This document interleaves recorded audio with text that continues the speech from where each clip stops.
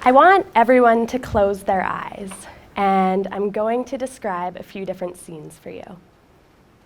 So first, it's a summer night in July. The sun is starting to set. The Alberta air is starting to cool down.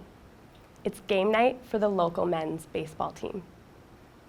The batter hits a ground ball to the second baseman, and the final out of the game is made. Now, it's not the typical, the final out of the game is made and this team wins the league championship, but it's what happens after that final out, what I want you to focus on.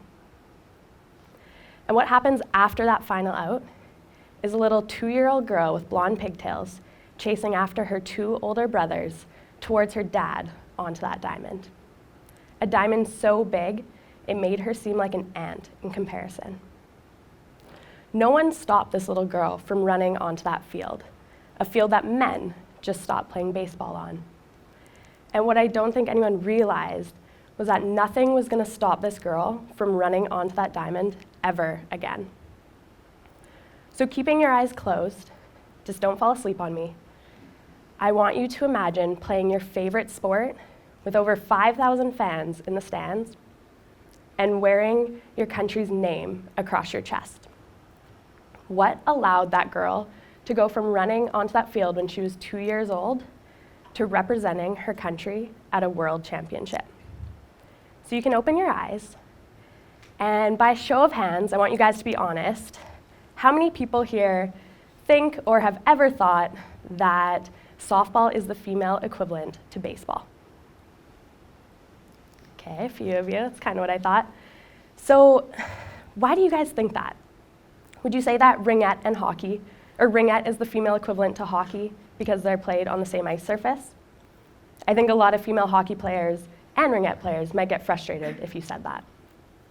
Baseball and softball are different sports. The size of the ball, the dimensions of the field, the speed of the game are all different. And in one sport, the pitcher throws overhand, and in the other, they throw underhand. That's a pretty big difference. Few people know that women have actually been playing baseball since 1866. I'm sure a few of you have seen A League of Their Own, and if you haven't, if Tom Hanks, Rosie O'Donnell, and Madonna in a movie together doesn't spark your interest, I don't know what will. Last year, Monet Davis was featured on the cover of Sports Illustrated for being the first female to pitch a shutout win at the Little League World Series. At just 13 years old, she threw a 70-mile-an-hour fastball. And along with Monet, there are over 100,000 girls currently in the US who play Little League Baseball. But of the original 100,000, only 1,000 are playing high school baseball. And likewise, the Baseball Canada statistics from 2014 show that 5,000 girls are playing in the developmental age class and only 200 in the 18 and under division. That means only 4% of the original girls are still playing. And of course, dropout occurs in male sports as well. So I looked up these stats to compare. 40% of boys who are playing when they're 8 are still playing baseball when they're 18. 4 versus 40% is a pretty big difference. So I started doing some more digging. And what I found most interesting was the age category that had the highest dropout rate. With girls, 77% drop out between ages 13 and 15. And with boys, only 22% drop out between these ages. That's a devastating difference. So why is this happening? During puberty, girls generally tend to lose self-confidence and self-esteem. And at the same time, they're being bombarded with unrealistic images of external beauty that generally don't tend to mesh with the images of strong, fit, powerful female athletes. But it's a vicious cycle. And in fact, it's been shown that high school female athletes have a more positive body image than the non-athletes. And not only are these girls living a healthier lifestyle by playing sports and being active, they learn crucial life skills such as teamwork and leadership and confidence. Now, baseball is indeed a male-dominated sport, but didn't every sport begin as such? Soccer, basketball, hockey, wrestling, the list goes on. And it actually wasn't until the 1970s when female participation in sport started dramatically increasing. I grew up in a town of 7,000 people, and I started playing baseball when I was 6 years old. Now, I come from a family with an extensive baseball background, which has no doubt played into my success. But keep in mind, when I started playing baseball, the Canadian women's national baseball team did not exist. So when I was 8, after a couple years of t-ball, my mom decided to start an all-girls baseball team and entered us into the boys' league. I'm sure you can imagine the struggles that ensued, not only for the players, but also for the 3 female coaches as well. One girl who had a buzz haircut got mocked by the other teams, and they used to say, "I thought this was an all-girls team." Another girl who threw harder than most of the boys got called manly and butch.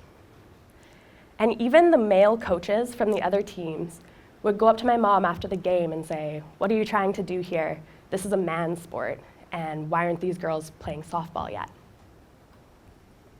That team lasted for 2 years, and then unfortunately, over half the girls quit playing.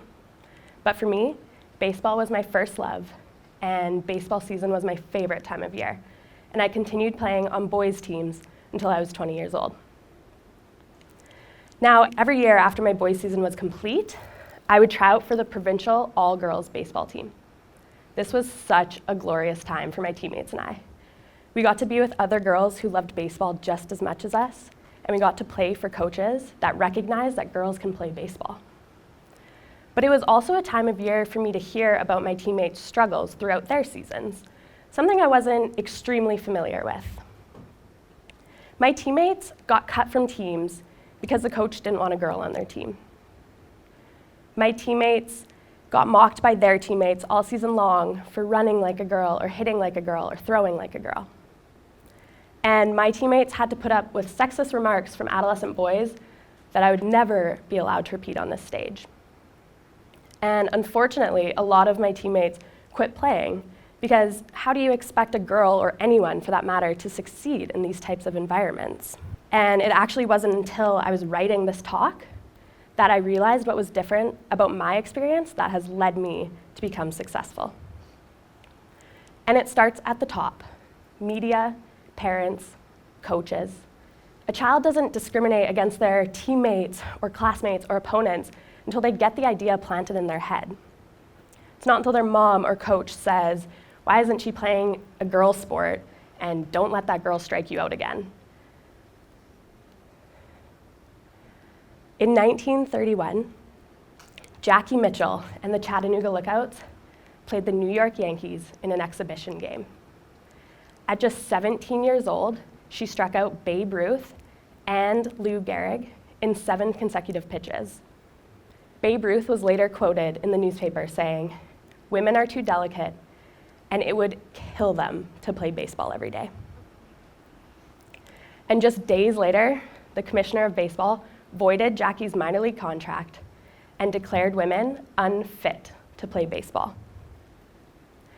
Now, my community and my teammates created a positive environment for me and other girls who wanted to play baseball.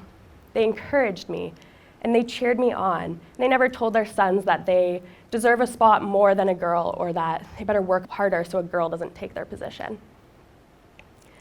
And I also grew up in a home where my self-confidence was nurtured. My parents encouraged my brothers and I to join every sport and every club. And although it wasn't always the easiest decision financially for them, they knew the benefits that we would carry with us throughout the rest of our lives. And actually, my brother called me up the other day, and he was telling me about this job opportunity that he wanted to apply to. And he was reading me the job description and telling me how it works with high-level athletes. So he said, "I'm definitely dropping your name and saying that my sister is a national team member." And I realized at that moment that my success has become his success. And my success has become my entire family's success, just as theirs has become mine. And I had 4 of the greatest role models. My dad, who played on Team Canada for 4 years and coached for 7, taught me everything I know about baseball. And he really fostered my love of the game. my 2 older brothers, both NCAA Division I baseball players, never made fun of me for being the only girl or one of the only girls, but rather they talked baseball with me, and they played catch with me, and we took turns diving for baseballs on our trampoline in our backyard and pitching off the mound that our dad had built us. And my mom, as shy as can be, taught me that it's okay to step outside your comfort zone. And she really changed my baseball career from the very beginning by creating a positive environment for me to play in.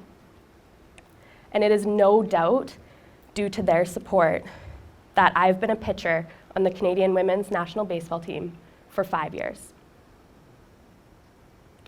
And while having positive role models in general helps us become successful, for young girls, having a female role model is crucial and can be life-changing.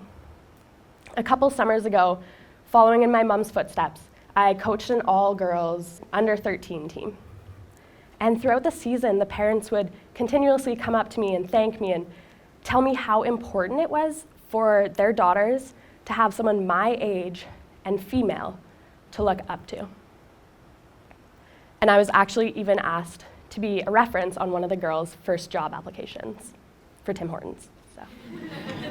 My teammates are university students, they're PhD candidates, government policy analysts, police officers, high school teachers, nurses, professional boxers, doctors, and I can guarantee you that they will attribute part of their success to sports. When we have male support and peer support and family and community support, we are unstoppable. And it is due to these supportive environments that women's baseball is now included in the 2015 Pan American Games this summer in Toronto. Girls in sport create endless opportunities. I have traveled to almost every province in Canada and all over the world because of baseball. I am graduating this June with a university degree because of the skills I learned in baseball. I am full of self-confidence and self-worth because of baseball. And I have met some of my best friends because of baseball. But the thing is, maybe it's not just about baseball or even about sports, but it's about empowering girls and women to be the best that they can be and creating positive environments for them to do what they love, no matter what that is. And I am proud to say that I throw like a girl. Thank you.